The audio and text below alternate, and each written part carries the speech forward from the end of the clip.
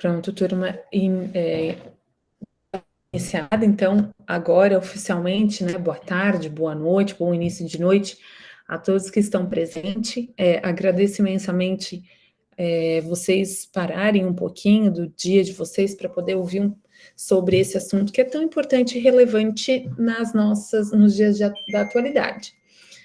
Aqui a gente vai falar um pouquinho sobre a tutela do consumidor, nessa ótica voltada à Lei Geral de Proteção de Dados, mas mais especificamente a questão dos dados do que qualquer outra parte em si da legislação. E aí a gente vai ver onde essas duas tutelas elas se aproximam, partindo...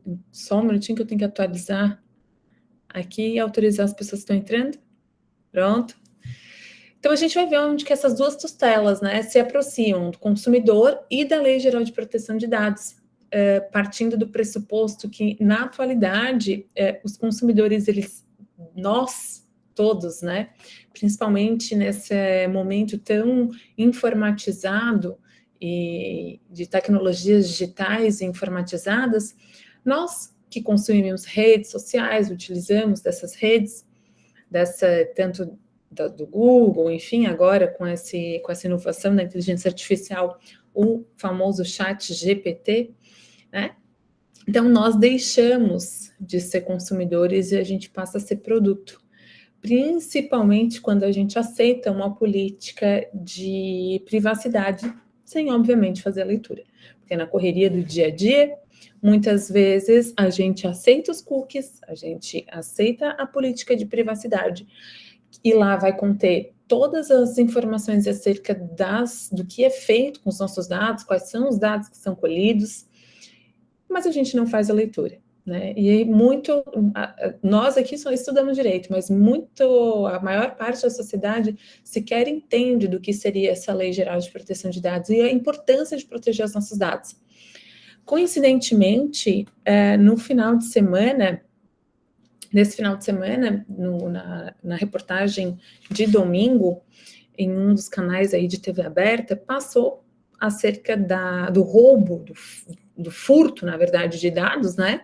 Então, que seria um novo tipo de golpe, esse comércio digital feito pelas plataformas de marketplace, ou então nas próprias redes sociais, a pessoa, ela, para mostrar, né, claro, carregada de boa fé, para mostrar que ela realmente está postando e que a outra parte pode pagar o produto, né, já pode fazer o depósito, ela manda vídeos contendo, claro, tudo isso induzido por quem está do outro lado, que já age de má fé, né, acaba mandando vídeo, mandando fotos das suas identidades, enfim, e aí esse vídeo sai completamente do contexto, é enviado para outros consumidores, e ali consta o nome da pessoa, consta os dados como CPF, RG, enfim, e a imagem, né, própria de um vídeo. Eles alteram, os golpistas alteram o que é dito no vídeo e eles encaminham para quem for necessário para aplicar golpes, dizendo que a mercadoria, qualquer que seja a mercadoria, está sendo enviada, enfim, até comentei semana com os meus alunos, semana passada, sobre um golpe que um conhecido meu, um cliente meu, acabou caindo, né? Que ele comprou pelas redes sociais uma moto para o filho dele, no valor de, em média, se eu não estou enganada, eram R$6.000. E ele, na hora de fazer o pagamento, ele pagou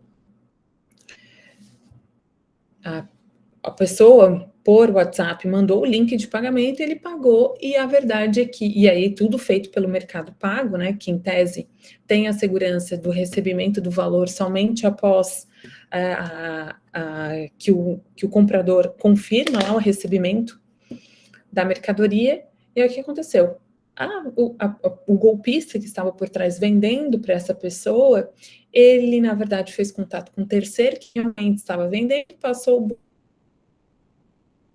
o cliente pagar e acabou recebendo a mercadoria. Então, o meu cliente foi só um terceiro que pagou a conta. E, de fato, foi tudo efetivado, porque houve o envio e houve o recebimento dessa mercadoria. Então, A ideia é a gente entender essa logística, a importância da proteção de dados e quem somos nós, consumidores, sobre essa ótica de proteção dos dados, quando a gente deixa de ser apenas consumidor e passamos a ser produtos. E o que seriam esses produtos? As nossas informações, os nossos bens maiores, que seria a nossa informação. Então, aqui, para a gente entender essa dinâmica que nós chegamos até hoje, né, para entender essa concepção de sociedade e evolução da humanidade, até chegar nos dados, né, nessa era digital, a gente volta um pouquinho no tempo e a gente vai estudar, a gente costuma estudar As Ondas, que é um livro, que é uma teoria, na verdade, criada por Alvin Toffler, num livro chamado A Terceira Onda, que foi publicado lá em 1980. Então, nesse livro, o Toffler ele vai explicar a evolução da humanidade até chegar nessa era digital, que é a era que a gente vive hoje. Então, ele começa pela primeira onda, aqui, pela primeira onda. Deixa eu só fazer bonitinho aqui para vocês. Agora ficou fofo. Então, ele começa aqui na primeira onda, né? E essa primeira onda, ela está marcada pela era agrícola, que começa cerca de 10 mil anos antes de Cristo, e com, claro, a invenção da agricultura, né? Então, era uma sociedade que era embasada em comunidades rurais, né? Com uma produção de alimentos como a principal fonte econômica e de existência da humanidade. Depois a gente vem para uma segunda onda, que seria a onda das eras das revoluções industriais, né, marcada aí no final do século XVIII e se estende até os meados do século XX, onde a gente tem uma sociedade caracterizada pelo surgimento da produção em massa, né? Então, a gente começa a ver aí... Só um pouquinho, pessoal, estou autorizando a entrada dos colegas. Então, a gente começa a ver a produção em massa, né? Um desenvolvimento, então, da tecnologia, e aí aqui tecnologia não está ligada a apenas questões digitais, né, ou dessa era digital, a tecnologia, ela está ligada com a ciência, com a criação, com criatividade, então, se busca recursos para a produção em massa, e aí a gente passa também por uma urbanização e uma centralização do poder. Depois nós temos a terceira onda, segundo Toffler, que seria a onda da informação, ou então a chamada revolução do conhecimento, que já vem numa ideia mais pós-industrial. Ela começa ali no final da década de 1950, mas se institui com evidência em 1995, quando a gente tem o rompimento das barreiras da internet. A internet, ela começa a circular dentro dos lares, né? Então, ali, 1994, 1995, a gente tem a internet dentro das casas e, portanto, uma disseminação muito maior da informação. E aí a gente chama essa sociedade, ela é caracterizada pela revolução do conhecimento. Também é caracterizada por uma descentralização do poder e principalmente pela globalização, né? A gente tem também aí uma tecnologia de informação e também inovação. E aí, mais para frente agora, né, em 1990, especificamente na década ali de 90, nos anos 90, esse autor, ele cria as 3 primeiras ondas, é um livro publicado em 80, e depois, na década de 90, esse autor, ele criou vislumbrou a possibilidade de uma terceira onda, num livro chamado Power Shift, As Mudanças do Poder. E aí, nessa obra, ele fala sobre a quarta onda, que seria impulsionada por uma revolução de nanotecnologia, biotecnologia e também na inteligência artificial. E também outras tecnologias avançadas, né? O Toffler, ele argumenta que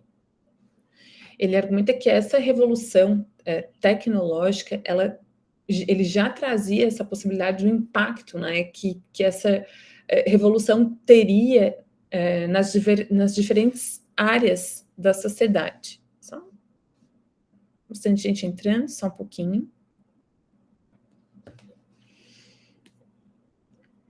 E claro, né, nessa quarta onda, obviamente, essa revolução ela não ficaria especificada apenas na questão da biotecnologia, da nanotecnologia ou da inteligência artificial.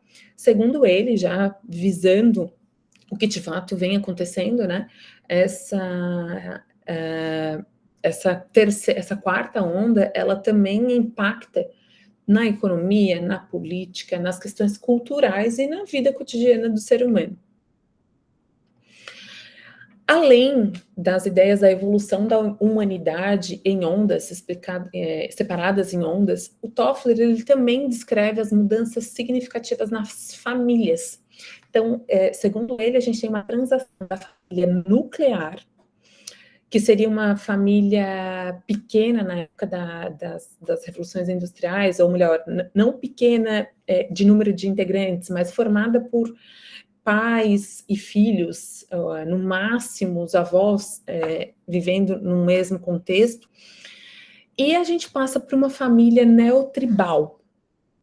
Essa família neotribal, ela já não é composta só apenas pelos integrantes em si da família, ela é integrada também por uma rede social, que seria não necessariamente uma rede social digital, né, mas uma rede de relacionamento, onde as pessoas elas se relacionam com quem elas criam laços afetivos com quem elas desejam. Aceitando o pessoal.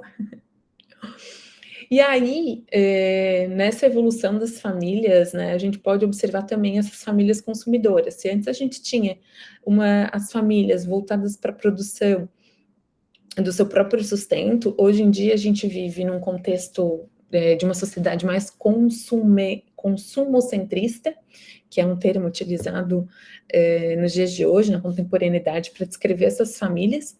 Então, se num tempo a gente tinha o consumo apenas para aquilo que era importante e necessário, hoje em dia a gente passa por uma revolução nessa relação consumerista, e as pessoas passam, essas famílias, elas passam a ter mais de um objeto. Se antes a gente tinha uma televisão por casa, né, isso, claro, voltando o assunto mais para as famílias que era possível, né, ter essa condição de ter uma televisão por casa.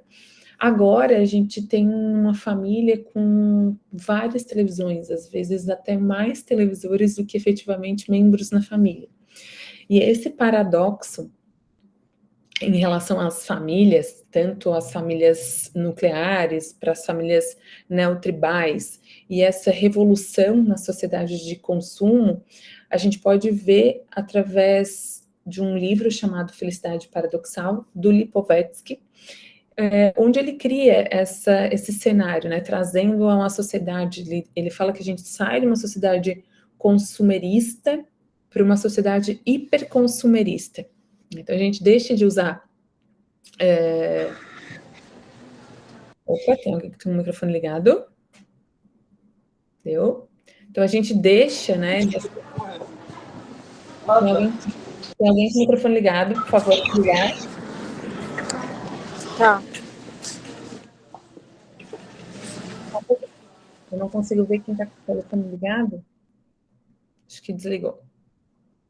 Não consigo ver porque eu não consigo ver vocês, tá? Então, e aí a gente está com o chat fechado, né? Eu vou abrir no final, se alguém tiver alguma dúvida, vocês podem ir anotando, que aí ao final a gente conversa sobre as dúvidas. Passada, então, essa revolução da humanidade, também olhando no aspecto da sociedade consumentrista, a gente pode observar, a gente começa a ver que a relação de consumo efetivamente, ela usa, hoje em dia, né, ela tem por base as tecnologias digitais com o uso da internet. E é tão interessante que se um dia a gente precisava esperar os sábados, os domingos, ou os horários comerciais para poder consumir, hoje a gente passa, né, de primeiro lojas abertas centros de comércio aberto durante um período maior, como shoppings, por exemplo, né? E atualmente a gente tem o acesso a qualquer horário, disponível a qualquer horário nos mercados digitais. E aí passa a ser interessante a gente ver esse acesso, né? Os dados que são de acesso à internet que acabam também sendo importantes para a gente entender e mensurar a amplitude dessas relações sociais dos meios digitais.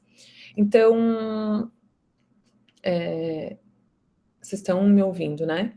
Acho que estou acompanhando aqui para uma outra telinha, travou? Não, está funcionando. Então, dentro dessas relações todas que a gente está falando, a gente precisa ver do ponto de vista geral, né?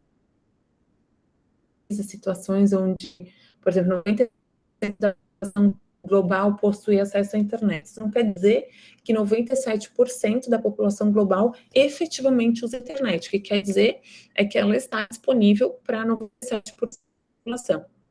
Que não quer dizer que 97% da população se usa essa internet. Tem alguém com... Pode falar, Vitor. Oi, professora. Não sei se é só comigo, mas o seu áudio ele está cortando bastante. Está cortando? Tá, então deixa eu fazer uma coisa aqui. Eu vou liberar. Vocês estão me ouvindo ou está cortando bem? Ou é só para o Vitor? Você pode falar no chat ou pode abrir o microfone? Está cortando, tá. Então, deixa eu fazer uma coisinha aqui.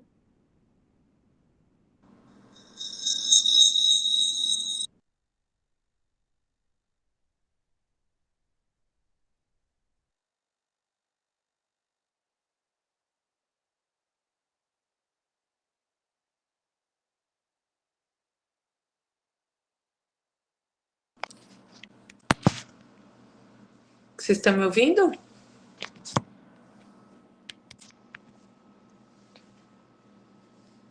Tá. Ótimo. Vou abrir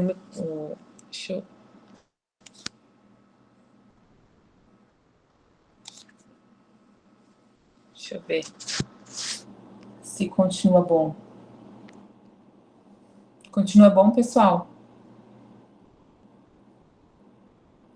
Então, eu estou sendo filmada por uma câmera e a minha voz está sendo captada por outra câmera, tá? Pelo meu celular. Então, vamos ver até onde isso aqui vai funcionar. Deixa eu voltar aqui a compartilhamento da tela, no completo. Então tá, pessoal, como eu estava falando ali para vocês, o acesso à internet, né, ele é bastante importante. Então, olha só, os dados, eles mostram que a gente tem 5,3 bilhões de pessoas que usam tecnologias digitais, que são tecnologias que usam sinais digitais, né, aqueles códigos binários, ou seja, aquele sistema numérico com mais de 2 números, que acabam sendo o processamento de computadores, né, conseguem armazenar bastante informação e também transmiti-las, né? E essas tecnologias são geralmente ligadas a computadores, smartphones ou tablets, tá? E, é claro, existem outros nos tempos passados, não sei se tem alguém aqui na sala que já conheceu, mas nós tínhamos os BIPs, que também era um tipo de tecnologia utilizada. Depois nós temos outro dado aqui importante, que é 59,6% da população universal tem acesso a essas tecnologias e, né, 97% da população global possui acesso à internet. Eu falei, né, não significa que efetivamente elas estão conectadas. Esses dados, eles foram extraídos do Departamento de Telecomunicação da ONU, de 2020, e aí a gente vem para o Brasil. A gente olha, então, no Brasil, nós somos 65 1,6 milhões de pessoas conectadas, 90% dos domicílios brasileiros têm acesso à internet, o que também não quer dizer de fato que elas estão conectadas, mas podem ter acesso se elas tiverem efetivamente um aparelho digital.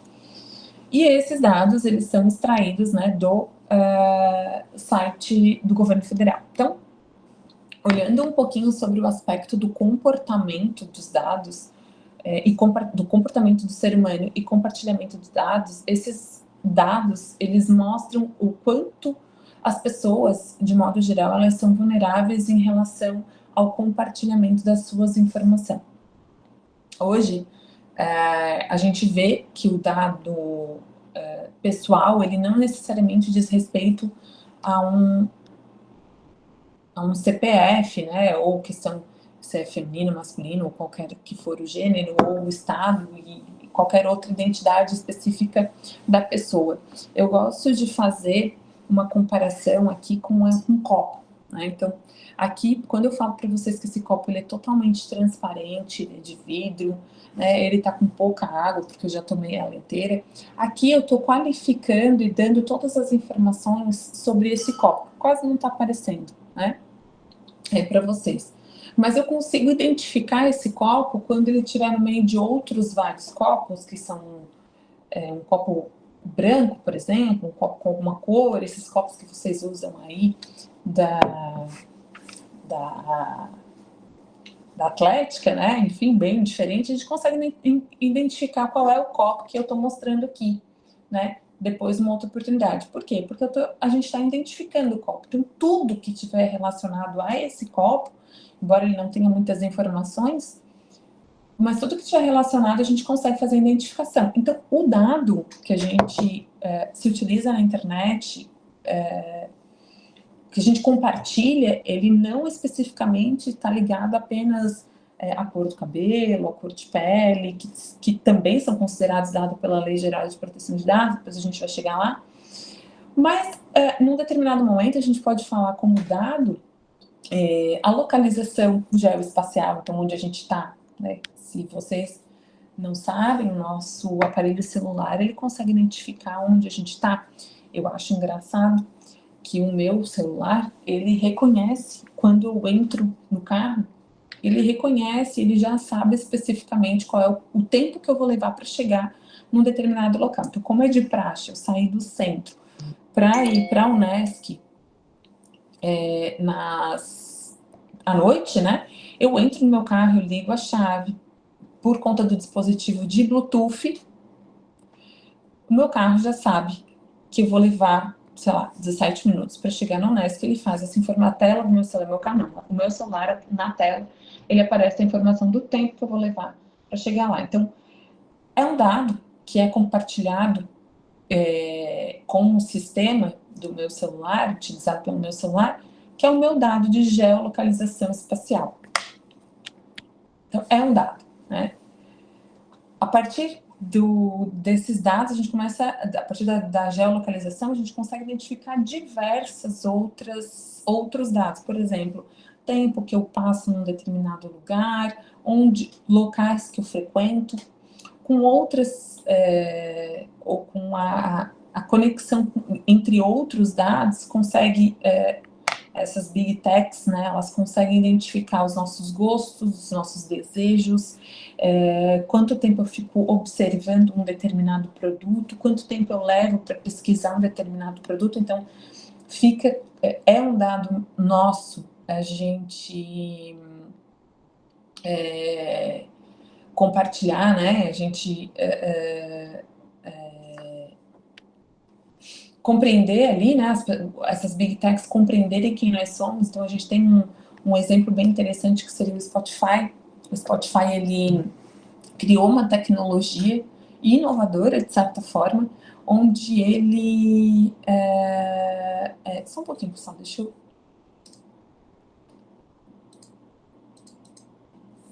Pronto, precisei fechar pela orientação, precisei fechar o chat. Então, a gente tem, né, o Spotify, que eu estava contando para vocês, ele tem uma tecnologia, inclusive, patenteada para identificar o nível, as músicas que a gente está ouvindo e, a partir dela, identificar os nossos sentimentos.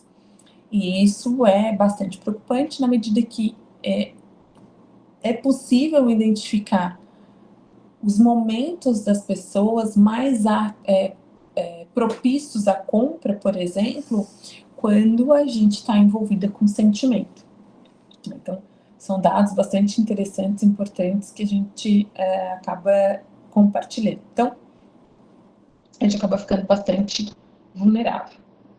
E aí, as implicações, né? Quais são essas implicações em relação a esse compartilhamento de dados?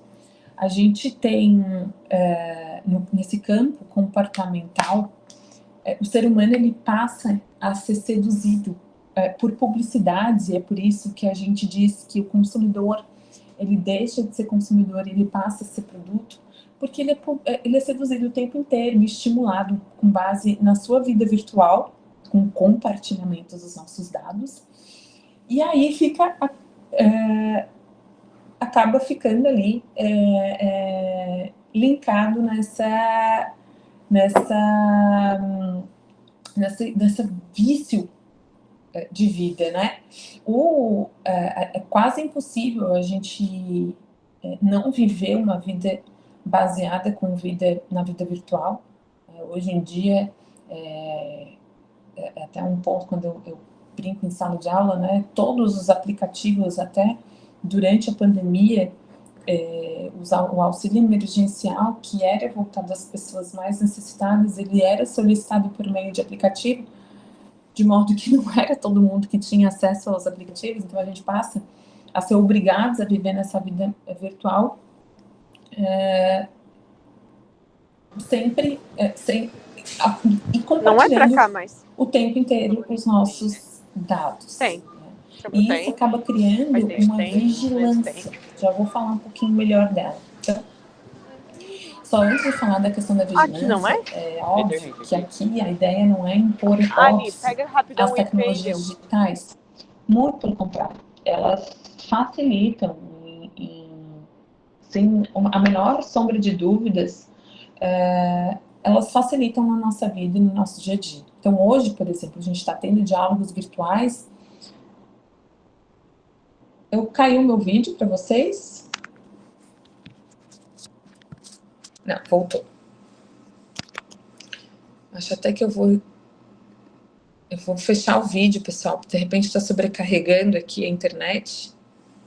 Meu vídeo vocês ainda estão, né?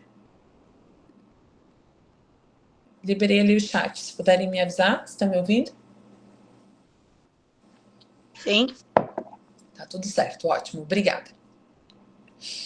Vamos voltar aqui para nossa...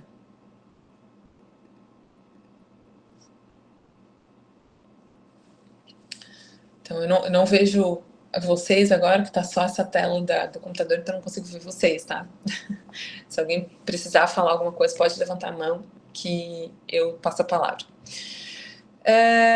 Então, essa questão da vigilância seria a primeira implicação, porque a gente é vigiado constantemente. Essa fala de vigilância, ela vem da Shoshana Zuboff, uma autora que escreve sobre essas técnicas de vigilância, onde a gente é o tempo inteiro...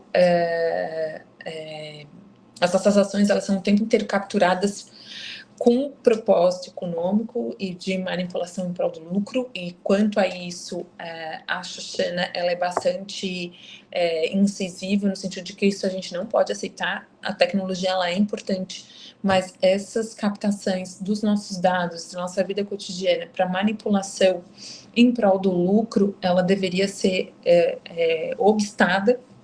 Então, existem técnicas de neuromarketing e neuropersuasão, e isso a gente pode ver também, tem vários livros que falam, tem um livro chamado Neuromarketing, tem um livro chamado do Cialdini, Como Persuadir, agora não vou me recordar o nome do livro, mas é um livro bem interessante que fala sobre as técnicas de persuasão, que também traz observa esse comportamento utilizado pelas empresas, e aí aqui a gente também não está condenando o marketing, muito pelo contrário, para os produtos serem vendidos e para o consumidor conhecer o produto. Inclusive, o marketing ele faz parte, desde que não seja uma publicidade abusiva ou enganosa, enfim, que é contrário à legislação consumerista. O marketing é uma forma de informar de forma transparente o consumidor acerca do produto. Então, o problema não é o marketing e também não é o neuromarketing.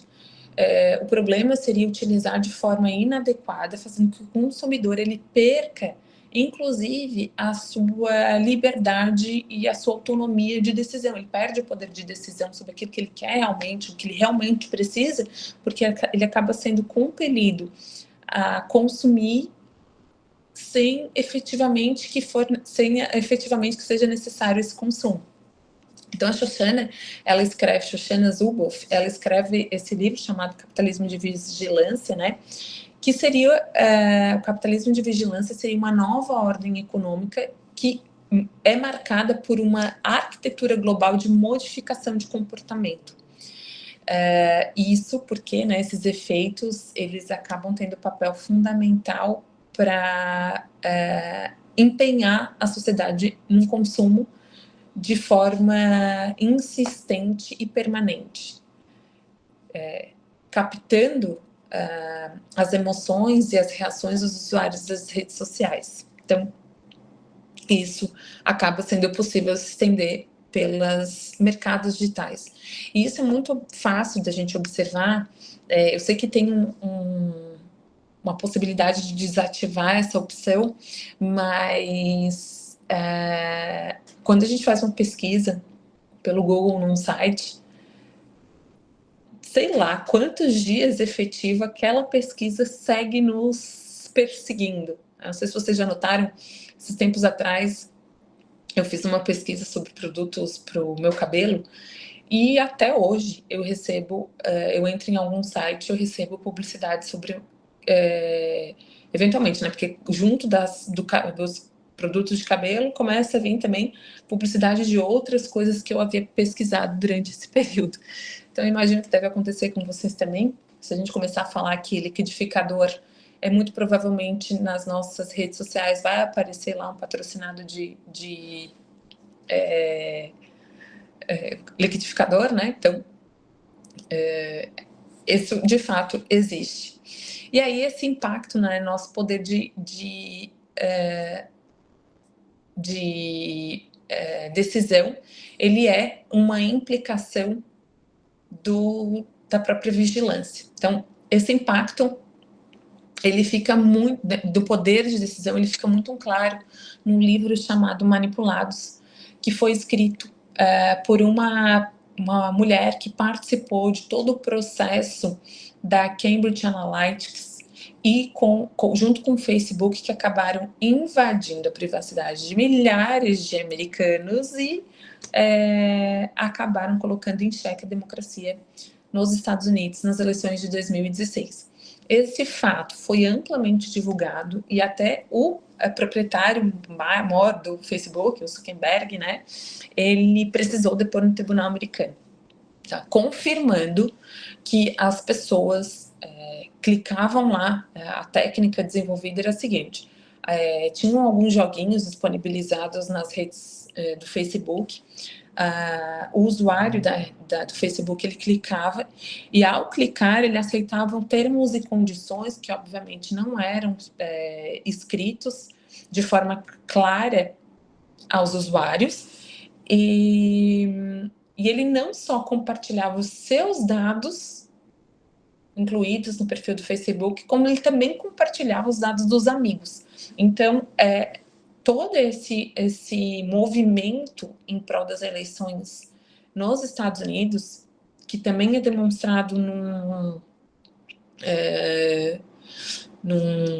documentário na Netflix, se eu não estou enganada, o nome do documentário é Privacidade Hackeada, são assuntos muito recentes, né? E tem todo o processo americano que também dá conta dessas informações, acabou fazendo com que pessoas, qual que era o interesse da Cambridge Analytica, né, junto com o Facebook? A ideia era fazer com que quem estava indeciso não fosse votar. Quem não tinha, ou aqueles que não tinham interesse em votar efetivamente no candidato que venceu na época das eleições, não saísse de casa para votar, porque os Estados Unidos, né, as eleições, elas são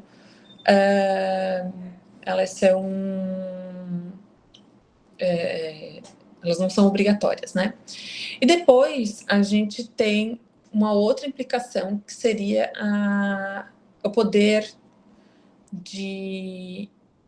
o impacto no poder de decisão, que acaba levando à violação do pensamento e da privacidade. Então, esse ponto aqui sobre violação do pensamento e privacidade, ele é explicado por uma americana chamada Tufek, sobrenome Tufek, e ela tem um vídeo no TED Talks que é bem interessante, quem tiver interesse, depois eu posso passar o link, que ela fala sobre essa liberdade e essa autonomia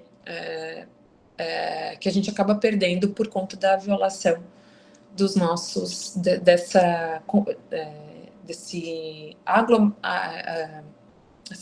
aglobamento dos nossos dados, que acaba demonstrando quem efetivamente nós somos. Então, e aí, claro, né, acaba tudo isso, outra implicação desse compartilhamento de dados acaba refletindo no risco de liberdade e autonomia, que é também demonstrado por Lanier, que é um científico, um cara que estuda tecnologias. Ele também tem um TED Talks falando sobre o assunto. Então, a gente não poderia aceitar, seria desumano aceitar que essas tecnologias, que elas são efetivamente incríveis, elas sejam utilizadas de forma a romper, ou de até uma forma hostil, em busca de um lucro exacerbado. Aqui até a gente tem que aplicativo torna possível controlar Google Glass com pensamento. O pensamento ele já pode ser lido, né, por meios de máquinas. O que a gente ainda duvida, que a tecnologia, que a ciência ainda não demonstrou, é que o pensamento ele pode ser lido com aparelhos que não toquem o cérebro. Então, a princípio, a nossa privacidade fica um pouquinho mais certo que a gente... Quer dizer, tem estudiosos que questionam muito o uso de fones, por exemplo, que tocam, né, a nossa cabeça e acaba podendo ter contato e fazer leitura da nossa mente. Mas, em princípio, para que tenha a leitura efetiva do nosso pensamento, de fato, do nosso pensamento, né, seria necessário aparelhos que tocassem. Aí a gente chama a proteção dessas técnicas seriam os neurodireitos. Mas é um assunto que a gente vai deixar para outro dia. Então, aqui, a gente tem quais são por que esses limites são importantes, né? Primeiro, para garantir a nossa autonomia, os limites aos dados, ao compartilhamento de dados. Eles são importantes porque a gente precisa garantir a nossa autonomia, a gente precisa garantir o direito ao livre-arbítrio, a gente decidir de acordo com as nossas vontades, direito à liberdade cognitiva e direito à privacidade mental. Então, esses seriam especificamente os motivos importantes para a gente limitar a vinculação dos nossos dados de forma irrestrita. E aí aqui, né, quem somos os nossos consumidores? Eu já comecei contando para vocês que a gente somos consumidores ou produto dessa necessidade de movimentar o mercado. Então, já iniciei a minha fala falando para vocês que a gente deixa de ser consumidor e passa também a ser produto para toda essa tecnologia digital. Então, a gente lança a mão dos nossos dados, a gente entrega de graça. É isso que é o pior. A gente entrega de graça um dos maiores bens, se não o maior futuro, a maior riqueza do futuro, que são os dados, né? E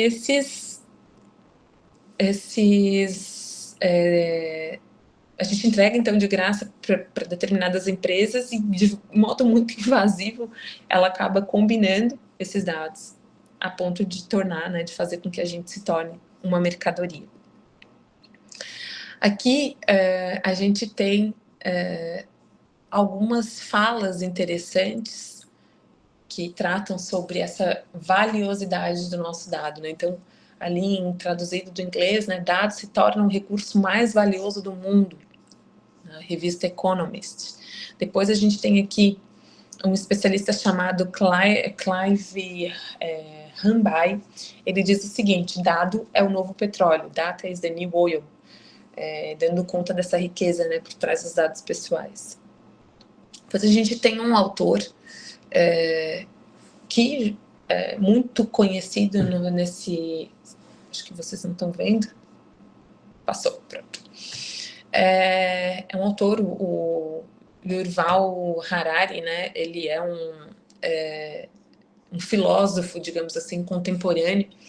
Ele escreve diversos livros que estão nos best-sellers, né? É um autor vivo, jovem, né?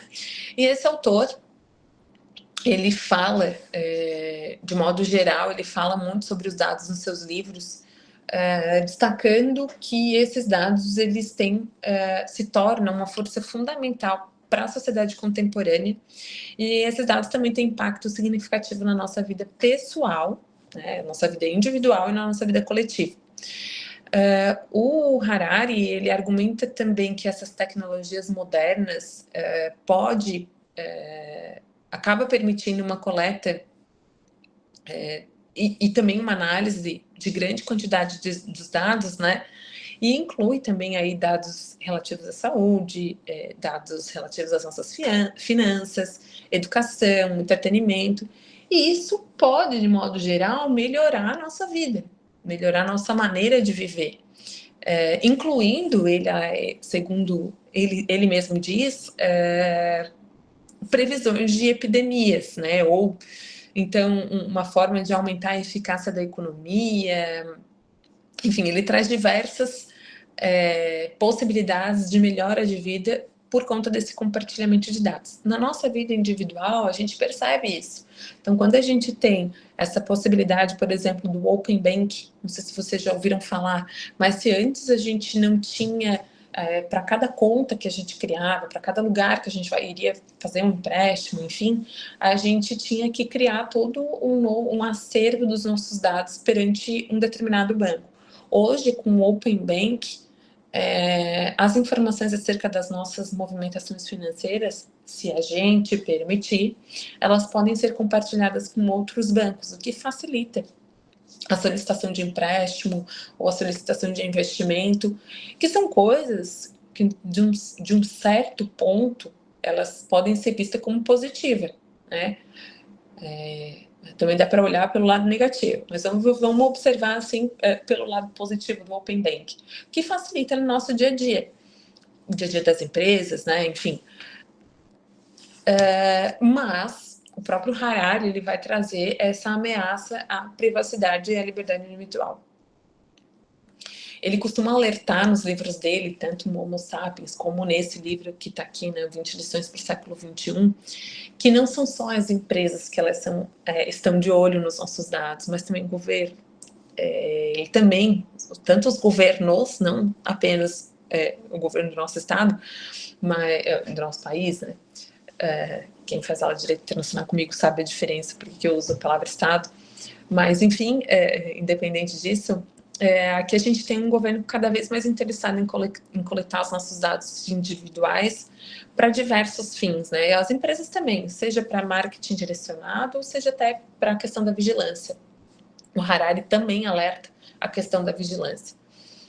E aí ele também alerta, junto com a Zuboff, né? Essa violação da privacidade que pode trazer discriminação e manipulação, tá? Em especial nesse livro, dos 21 lições para o século XXI, ele argumenta que é necessário estabelecer limites para a coleta e uso de dados pessoais.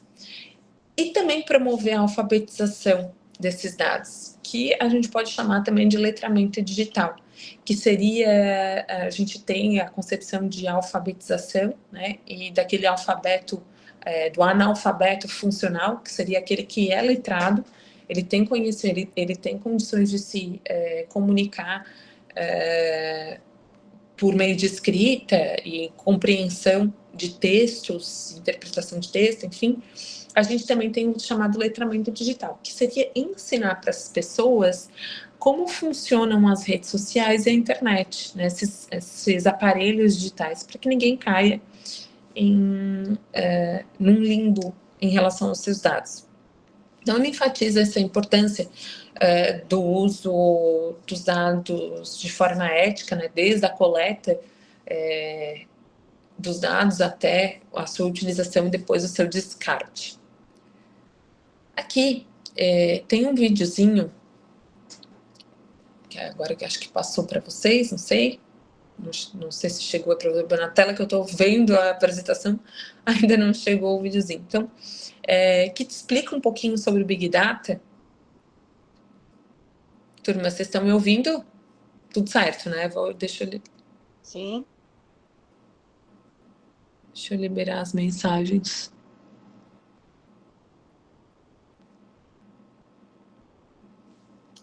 Deixa eu liberar as mensagens para vocês.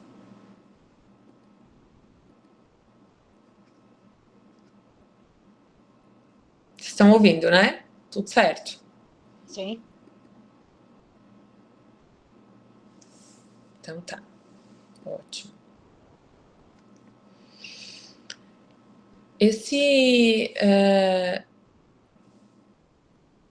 eu botar aqui. Esse videozinho, embora não vai dar para passar, porque eu acho que a gente está com esse delay, mas ele iria mostrar para vocês o que de fato seria o tal do termo chamado Big Data, que seria esse conjunto um grande conjunto dos dados, né, que são coletados de diversas formas, de diversas fontes, e acabam produzindo, inclusive a gente tem nesse próprio texto, e depois a gente tem aqui também nos nossos slides, ele mostra que uma empresa, Target, que é uma empresa norte-americana uma loja norte-americana, que ela conseguiu identificar que uma moça, ela estava grávida antes mesmo que os pais dela soubessem da gravidez da criança, apenas observando os seus comportamentos e fazendo a coleta de dados. Então, o Big Data seria essa grande conjunto de dados que pode identificar vontades coletivas, interesses coletivos de um determinado grupo como individuais. Isso acaba trazendo lá as limitações que a gente observou.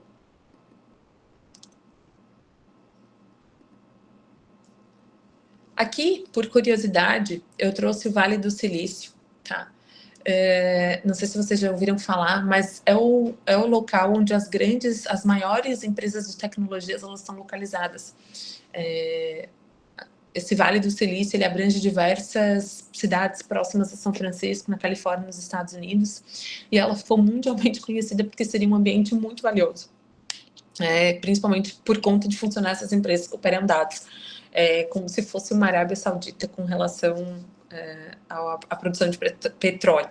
Então, a gente tem o Adobe, né, que vocês usam aí para fazer a leitura de PDF, a Apple, né, o eBay, que hoje em dia não se fala muito, mas o eBay foi o primeiro site de compras internacionais disponibilizado para todos os demais países, né? Então, antes a gente falar, hoje a gente fala Shopee, mas na época a gente utilizava o eBay há um tempo atrás. Depois a gente tem Facebook, Google, Pixar, Intel, fabrica computadores, Netflix, Yahoo, né, que é um site de pesquisas igual o Google, a Amazon, né, uma das maiores empresas, mercados marketplace, mercado digital e também operadora de dados. A Amazon sabe, inclusive, o que a gente gosta de ler, e aí ele vai sugerindo leituras, né, a partir daquilo que a gente gosta. A gente tem a Nokia, que antes da Apple era a maior vendedora de celulares na época, Nokia e Motorola, né? A gente tem o Atari, marca de videogame, Asus, também de computador, Samsung, LinkedIn, Logitech, né, que vende tecnologias para os computadores, Microsoft, YouTube, entre outras todas, né? Então fica em volta lá, fica na cidade, em volta da cidade de abrange municípios da cidade, próxima à cidade de São Francisco, na Califórnia. Aqui, dados influenciam no consumo, né? Eu imagino que nessa altura da exposição já ficou bem claro isso, né? Que os dados, eles acabam influenciando na nossa forma de consumir. Eu acho que isso fica muito claro até para a gente, não só na forma de consumo, mas também nos desejos que vêm sendo criados na sociedade. Então, a gente costuma dividir a atual geração como a geração do TikTok, né, que seriam essa geração que vem tendo muito contato com a internet, expondo demais os seus dados, sem confirma lá que leu, que fez a leitura das políticas de privacidade, mas não fez, né? Letícia, eu liberei aqui o chat porque eu estou com um pouco de receio de vocês não estarem me ouvindo, mas daqui a pouquinho eu já vou começar a pedir para vocês começarem a colocar o nome e o número de matrícula aqui para a gente fazer o acompanhamento depois de quem esteve presente, tá bom?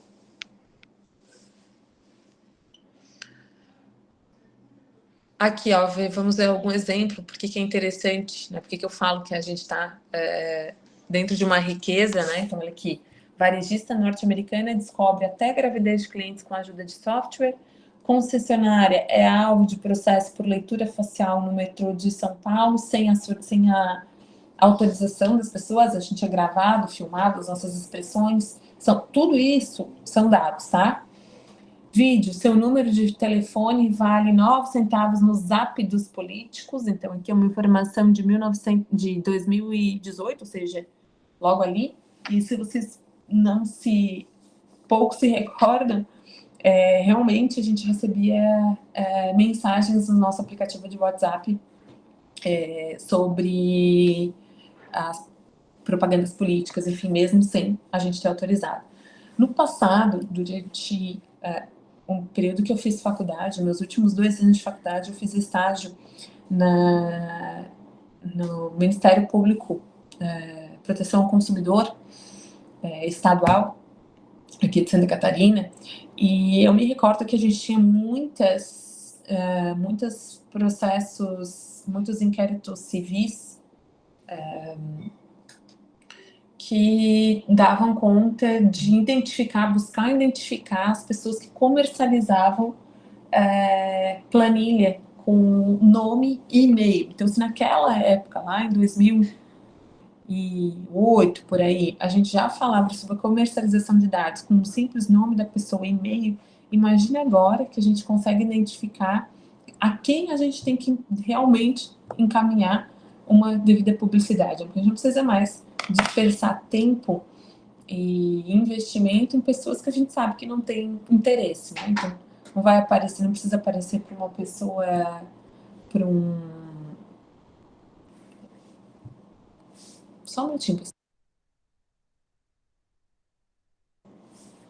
A porta aqui precisa ficar aberta, senão a internet fica ruim para vocês, começa a cortar o áudio. Eu achei que estava balançando ali, mas tá aberta. Então, a gente tinha, vocês imaginem agora, né, com esse monte de informação aí que a gente tem disponibilizado, que a gente acaba entregando para facilitar o nosso dia a dia. Aqui também não é só a Alexa, o Google Assistente também ouve as nossas conversas. Marriott é multada por 470 milhões por vazamento de dados de hóspede, que é uma rede hoteleira. Mais de 1 milhão de senhas de Netflix e LinkedIn vazam, né? A OAB pede apuração do vazamento de 220 milhões de dados. E aí, com esses dados, é possível, dados vazados, é possível criar contas em banco, comprar linhas telefônicas, e aí o prejuízo é quase que inenarrável, né?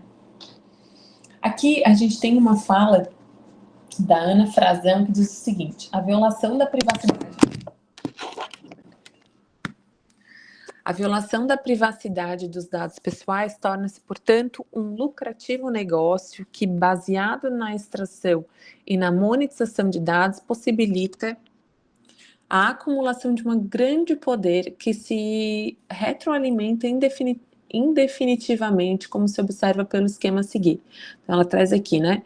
Violação da privacidade, ou melhor, começa por aqui: dados, informações, poder econômico, abuso do poder, violação da privacidade. E esse ciclo não se encerra. Uma outra fala aqui que a gente tem, que é interessante, é da Alec Rose. Ela diz o seguinte: por não seja possível compreender a total extensão do poder econômico, político e social que decorre dos dados da sua utilização, já se percebe o quão grande ele pode ser. Daí a afirmação de Alex Rose de que as escolhas sobre como vamos gerenciar e administrar os dados na atualidade são importantes quanto as decisões sobre o gerenciamento, são tão importantes, né, quanto o gerenciamento da terra durante a era agrícola e da indústria durante a era industrial. Então, nós não podemos entender como um negócio jurídico lucrativo a violação de privacidade.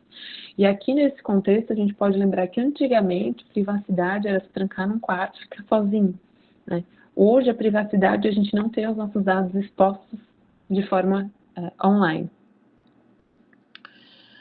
E aí fica esse questionamento, né? Porque como é que a gente vai garantir a autonomia e a liberdade, direitos fundamentais em uma sociedade de capitalismo de vigilância?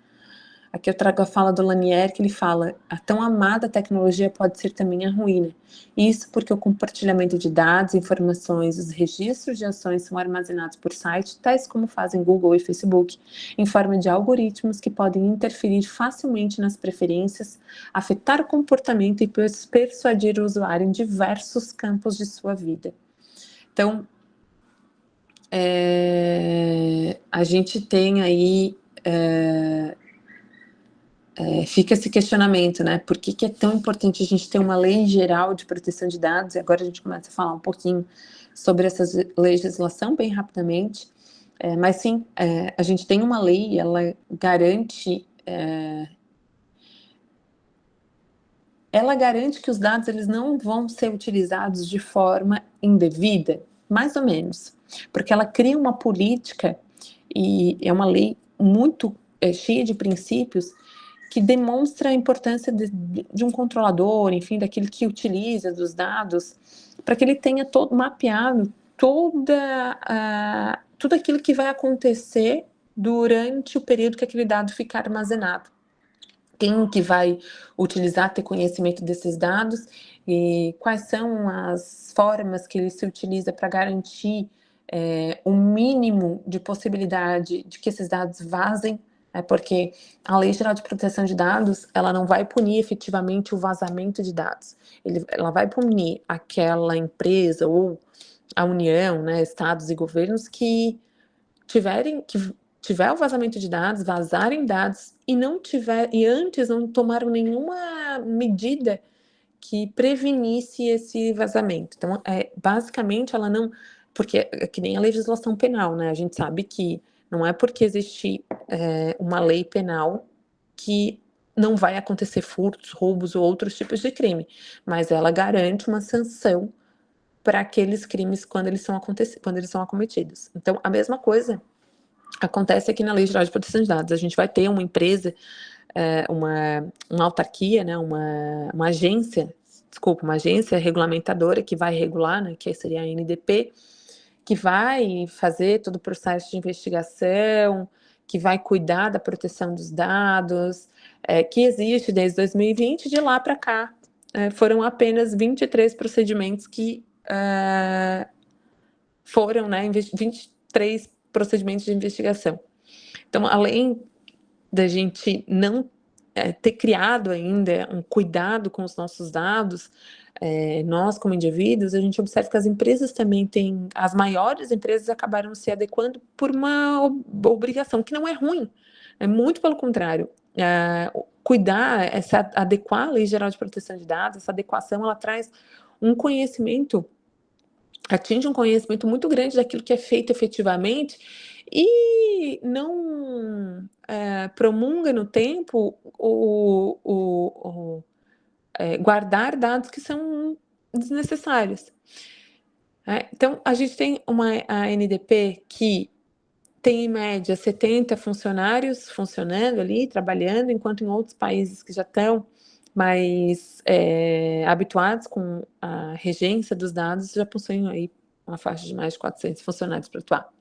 Então, a gente vê, né, que nesse cenário a gente precisava ter uma legislação que cuidasse, pelo menos, da política de proteção de dados, o que não garante efetivamente essas técnicas de persuasão que acabam, porque a gente acaba dando ok nas políticas de privacidade, permitindo o compartilhamento, porque a legislação, ela permite, a Lei Geral de Proteção de Dados, ela permite que os dados sejam compartilhados desde que tenham consentimento. Então, quando a gente dá o ok, a gente consente o compartilhamento.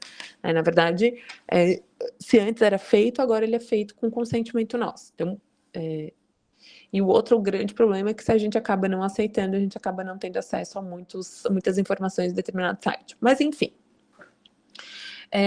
Especificamente sobre a Lei Geral de Proteção de Dados, a gente tem aqui que o projeto de lei ele tramitou durante 8 anos, então ele se iniciou lá em 2010, né? Em agosto de 2018, ele foi promulgado, então, foi promulgada a Lei 13.709, em 14 de agosto de 2018, e essa legislação ela é um desdobramento da GDPR, que é a General Data Protection Regulation, ou Regulamento Geral de Proteção de Dados, que é uma lei europeia, né, considerado o marco inicial das legislações sobre a proteção de dados no mundo. A gente tem aí o vacatio legis, né, de 2 anos, e por conta da pandemia, ela acabou se dando em 2 etapas. Então, em 2020, os conceitos gerais entram em vigor, e em 2021, entra em vigor a partir do artigo 52, que é onde vão estar lá descritas as sanções. E ela é criada como uma forma de equilíbrio entre o uso de dados e a evolução tecnológica, né? Como eu disse, a evolução acontece, ela faz parte do nosso dia a dia, é quase impossível a gente não estar diante de desse mundo virtual, mas é preciso criar um equilíbrio. E a Lei Geral de Proteção de Dados, ela vem com alguns objetivos principais. Então, o primeiro seria, claro, né, a proteção da privacidade, então assegurar o direito à privacidade, né, garantir uma transparência do tratamento dos dados, como que ele é feito, como que ele é colhido, por que que ele é colhido, por que que uma loja precisa do CPF, e a Lei Geral de Dados, ela vai permitir colher dados para a questão de crédito, né? Então, é óbvio que para a gente ter um processo de execução, por exemplo, a gente vai precisar dos dados do devedor. Então, para isso, a lei geral, depois a gente vai ver ali os motivos, né, os fundamentos da lei, a gente vai ver quais são e que efetivamente, para que haja uma relação jurídica estabelecida entre 2 partes, principalmente uma empresa privada e o governo, que são aqueles que têm que obrigatoriamente seguir, se adequar à legislação, para que eles possam colher, né? Então ele garante uma transparência, né? Aqui a gente tem também viabilizar o desenvolvimento tecnológico.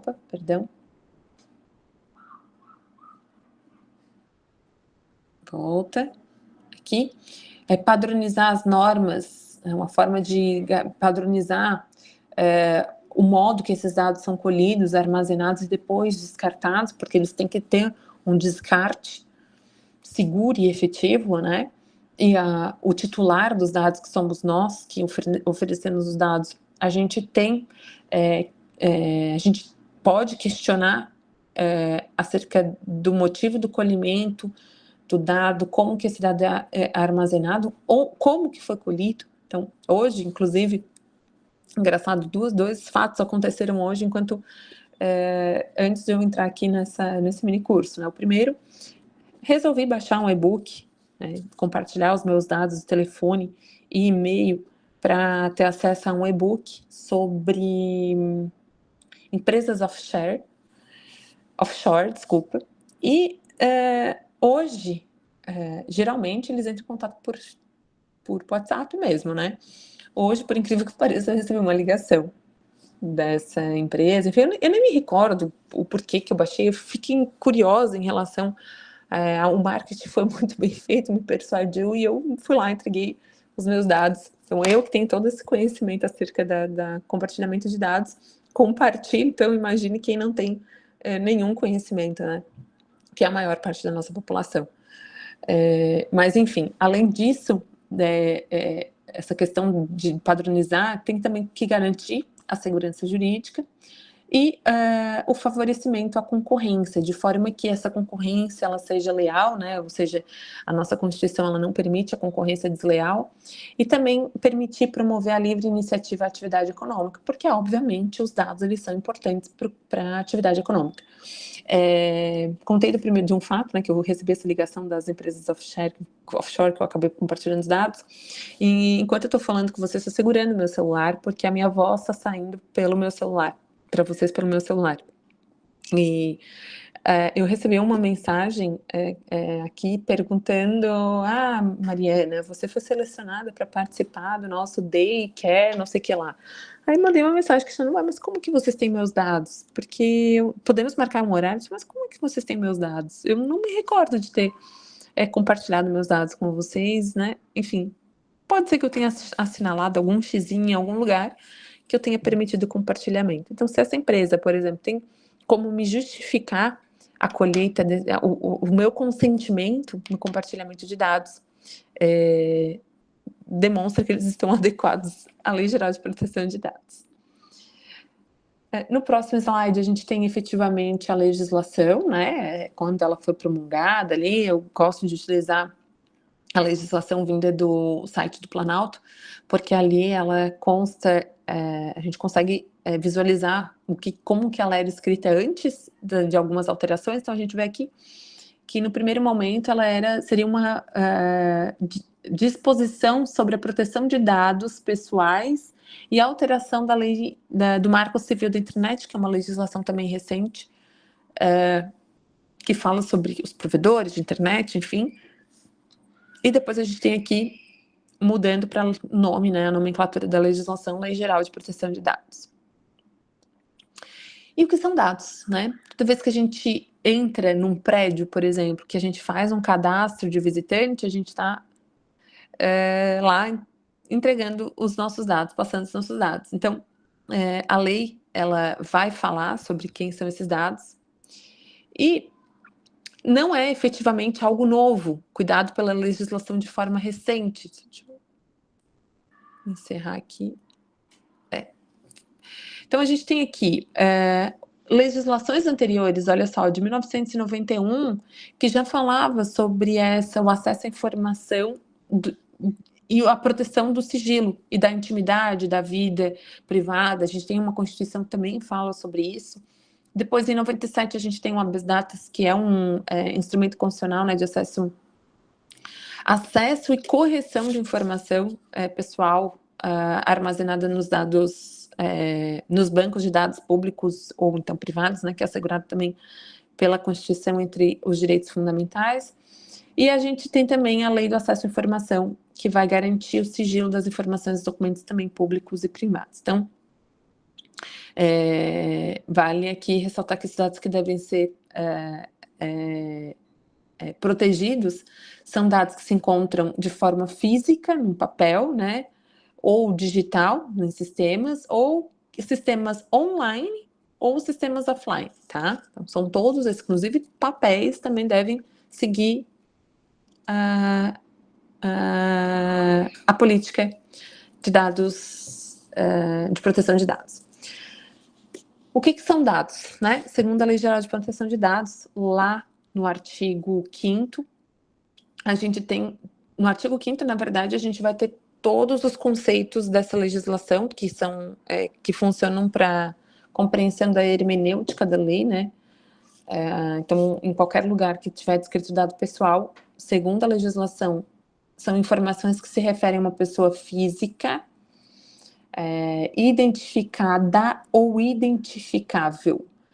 Isso pode incluir informações como o nome completo, o endereço, o número do CPF, Que mais? Número de telefone, endereço de e-mail, imagens de identificação, fotografia, vídeo, enfim, ou qualquer outro tipo de dado que possa realmente identificar de forma direta, né, identificada, ou de forma indireta, identificável, de uma pessoa. Depois a gente tem os dados sensíveis, que são dados mais voltados, que podem causar um determinado tipo de discriminação ou preconceito contra determinada pessoa, e aí leva em consideração questões como religião, opinião política, filiação em sindicato, organização em caráter religioso, dados relativos à orientação sexual, à saúde, né?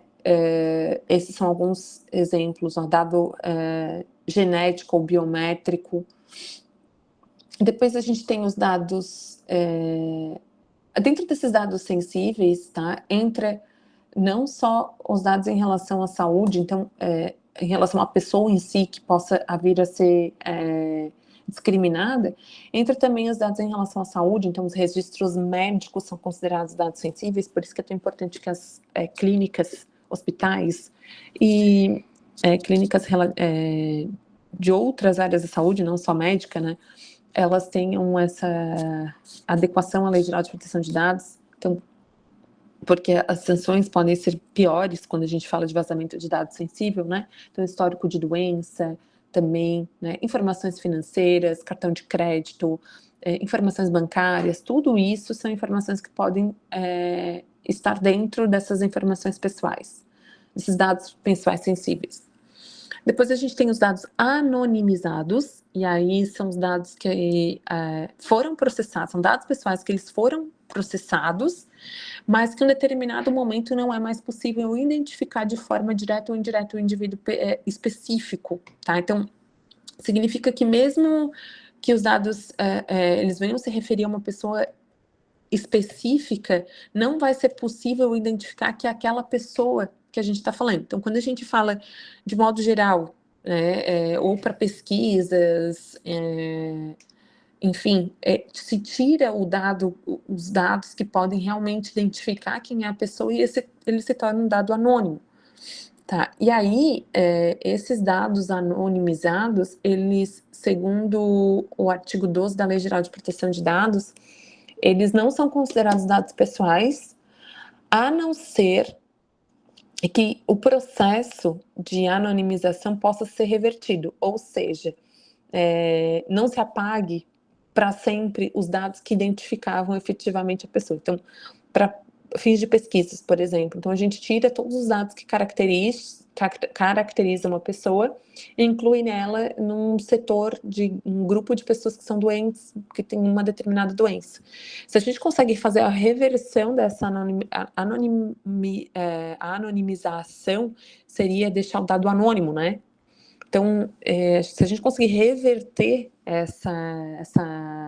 esse dado anônimo e tornar esse dado, essa pessoa identificada a partir dos dados, aí acaba voltando a ser abarcado pela Lei Geral de Proteção de Dados. E, por fim, né, os bancos de dados, aqui eu trouxe só esses, mas tem vários outros aqui também, no artigo 5º vai explicar o que é o controlador, o que é o titular, né, que seria aquele que, o titular do dado, quem é o proprietário efetivamente do dado. E o banco de dados seria, então, o conjunto desses dados da pessoa que a gente consiga identificar, então, um padrão de comportamento.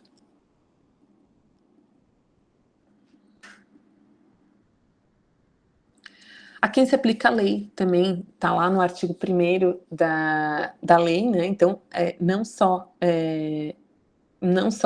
as empresas privadas, mas também as pessoas de direito público, né? Então, a gente tem aí União, estados, municípios, e aqui consta pessoas físicas e jurídicas, mas quando físicos, quando é para fins econômicos, né? Então, se não tem fim econômico, o compartilhamento de dados, ele não precisa ser abarcado pela Lei Geral de Proteção de Dados. Então, aqui a gente tem, por exemplo, um amigo nosso que pede o telefone de outro para convidar para o churrasco, pode compartilhar sem medo, porque não vai estar dentro da Lei Geral, por enquanto, né? Pelo menos não está dentro da Lei Geral de Proteção de Dados.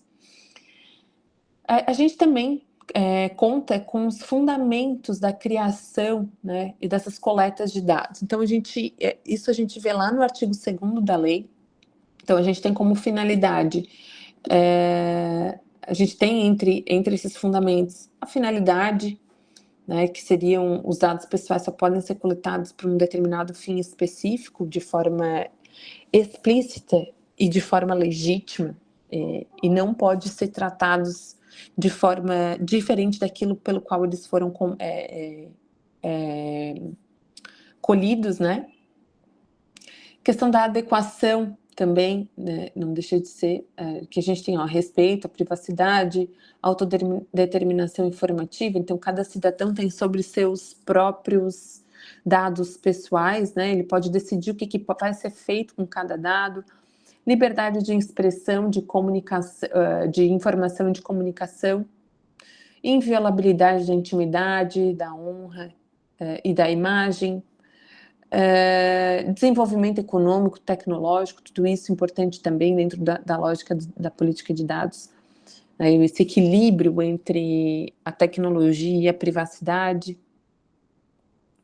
A gente vai precisar observar também outros fundamentos, como adequação, né? Por que eles são, esses dados eles são tratados, eles são limitados para determinada finalidade, motivo pelo qual ele foi colhido, né? Qual a necessidade da colheita de determinado dado? Então, eu preciso do CPF, eu preciso da renda média, por exemplo. Tem que ter um motivo pelo qual se questiona aquela informação. Os titulares, eles vão ter livre acesso aos seus dados. Então, quando eu compartilho um dado meu para um determinado fim, para uma determinada finalidade, eu posso solicitar para o controlador, para aquele que detém os dados, quais são os dados que eles possuem meu, quando que vai ser eliminado, né? Se tiver alguma correção que tenha que ser feita, eu posso também, esse dado é meu, eu tenho o direito de fazer essa solicitação de alteração do dado. Aqui a gente tem os direitos dos titulares, né, que seriam direito à informação, confirmação de existência efetiva de um tratamento, né, o acesso aos dados, o titular ele tem o direito de saber quais dados estão sendo tratados por uma determinada empresa, por uma determinada instituição, corrigir, anonimizar, bloquear, não quero mais que tenham acesso ao meu dado, né? Então eu posso fazer essa solicitação para a empresa. É por isso que hoje em dia a gente consegue sair da participação, né? Volta e meia a gente coloca lá o nosso endereço de e-mail, a gente começa a receber publicações sobre um determinado produto, um determinado site, e a gente tem o direito de não mais receber aquelas informações. Portabilidade de dados, que seria efetivamente também o que é o Open Bank, né, que comentei com vocês. Eliminação dos dados, direito de supor e direito de supor a tomada de decisão automatizada. O que seria a tomada de decisão automatizada? Seria passar os dados realmente para a inteligência artificial. Aqui a gente tem algumas sanções, né, porque a Lei Geral de Proteção de Dados ela vai trazer algumas sanções administrativas para as empresas ou para aqueles que deveriam seguir as regras, violarem as disposições, né? Então, entre as principais sanções previstas lá no artigo 58, a gente tem a advertência, que é a NPD, né, a Autoridade Nacional de Proteção de Dados. Ela vai emitir uma advertência para as empresas que descobrirem alguma disposição da Lei Geral de Proteção de Dados, multa simples, que pode ser até 2% do faturamento da empresa, então, e aí ela pode chegar no máximo até 50 milhões, então isso aqui é muito sério, porque dependendo da empresa, 2%, desculpa, do faturamento da empresa pode ser muito dinheiro, né? A gente tem aqui a multa diária também, que se for descumprida uma determinação imposta pela ANPD, também pode ter a multa diária, né? A publicização da infração, essa aqui é sofrida. Mais do que ter uma multa aplicada, é publicar a todos que da tua empresa vazou algum determinado dado. Isso acaba gerando uma certa insegurança e desconfiança da própria empresa. Por isso que, quando a gente adequa uma empresa à Lei Geral de Proteção de Dados, é um ponto positivo para o consumidor, porque ele sabe que, ao menos, ele tem conhecimento do que é feito com seus dados, tá? Porque isso aí é necessário. Depois a gente tem bloqueio ou eliminação dos dados cadastrais da pessoa, dados pessoais, ou seja, imagine só uma empresa, né, uma loja, que uma das sanções por descumprir alguma regra da Lei Geral de Proteção de Dados é eliminar toda a sua base de dados pessoais colhidas ao longo dos anos, que seria quase que um suicídio da própria empresa, porque ela não consegue mais fazer publicidade, nos dias de hoje não tem como permanecer no mercado se não tiver conhecimento de quem são seus consumidores. Depois a gente tem a suspensão ou proibição de tratamento de dados, então não é o bloqueio, não é a eliminação efetivamente, mas fica um tempo sem poder utilizar esses dados. E, por fim, proibição total ou parcial das atividades relacionadas aos dados. Então, por fim, né, a autoridade nacional, ela pode proibir que a empresa venha exercer algumas atividades que envolvam efetivamente tratamento de dados de forma temporária ou definitiva. Já encaminhando para o final, aqui algumas multas, né, que as empresas tomaram em razão de falha na prestação dos serviços em relação aos dados. Então, a gente tem o Netshoes, paga 50 mil por vazamento de dados de 2 milhões de clientes.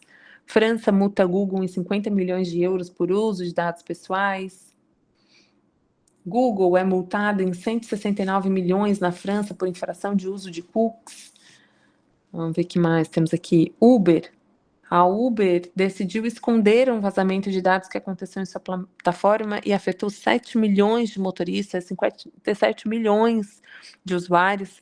Destes, 196 mil eram brasileiros. O caso foi descoberto e punido em 2018 com uma multa de 148 milhões de dólares. Depois, o Facebook. A condenação do Facebook foi de 5 bilhões de dólares, além de um acordo de restrição de atuação e análise trimestral. Isso aqui não aconteceu no Brasil, tá? A gente não tem nenhuma informação ainda no Brasil acerca de multa, tá? Por conta do escândalo lá da Cambridge Analytics, que eu comentei com vocês. Aqui, finalizando já o nosso encontro, a Lei Geral de Proteção de Dados, a segurança, a proteção dos dados, ela passou a ser um direito fundamental, passou então a integrar o rol de direitos fundamentais da Constituição. Então, lá no artigo 5º, a gente vê no inciso 70, tá? A partir de 2022, né, que é assegurado nos termos da lei o direito à proteção de dados pessoais, inclusive nos meios digitais. E essa mesma emenda constitucional, ela cria uma competência da União para legislar sobre proteção e tratamento de dados pessoais. E com isso, pessoal, a gente encerra o nosso minicurso. Gostaria de deixar essa mensagem aqui do Cialdini, Nas Armas da Persuasão, que foi o nome do livro que eu tentei me lembrar durante o nosso curso, mas acabei citando só o autor. Ele diz o seguinte: graças aos avanços tecnológicos notáveis, as informações estão se multiplicando, escolhas e alternativas estão se expandindo, os conhecimentos estão explodindo. Nessa alavanche de mudanças e escolhas, tivemos que nos ajustar. Um ajuste fundamental afetou o modo como decidimos. Embora todos queiramos tomar decisões mais ponderadas e refletidas possíveis em qualquer situação, a mutabilidade e o ritmo acelerado da vida moderna, com frequência, nos privam das condições apropriadas para uma análise curiosa de todos os prós e contras.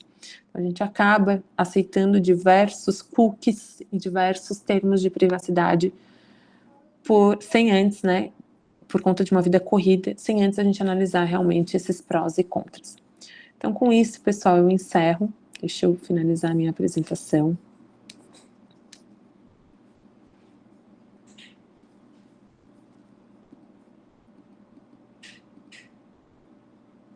E abrir a minha câmera. Então, eu agradeço a todos que ficaram aqui, né, até o final. Já podem colocar os nomes, já vi que tem bastante aluno colocando. Deixa eu encerrar aqui a nossa... Se ficar alguma dúvida, agora é a hora de vocês perguntarem, pode ficar à vontade.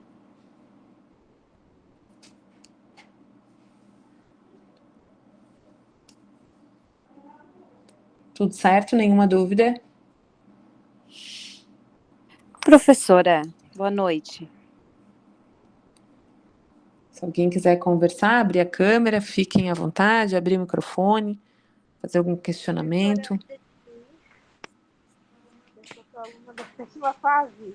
Eu fiz essa matéria semestre passado, lembra? Eu que agradeço a presença de todos, pessoal. Então, vamos encerrar aqui, né? Obrigada, Jennifer. Obrigada, Letícia. Obrigada, Amanda. Opa, desculpa, Alice. Turma, boa noite a todos, né? Vamos agora, já 7 horas deve começar a próxima palestra. Vitor, alguma pergunta?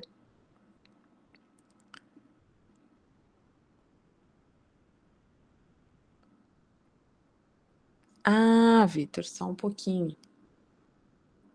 Agora eu tô ouvindo. Ué?